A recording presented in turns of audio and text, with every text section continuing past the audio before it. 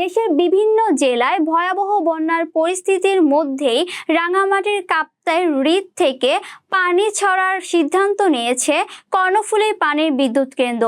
শনিবার বাংলাদেশ বিদ্যুৎ উন্নয়ন বোর্ডের এক জরুরি বার্তায় এ তথ্য জানানো হয়।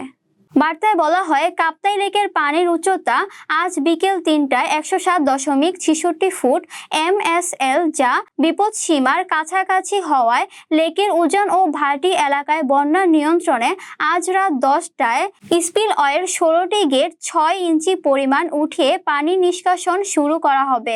এতে ৯,০০০ CFS পানি নিষ্কাশিত হবে। এতে জানানো হয়, বর্তমানে লেকের ইনফ্লো ও বৃষ্টিপাত নিবিড়ভাবে পর্যবেক্ষণ করা হচ্ছে।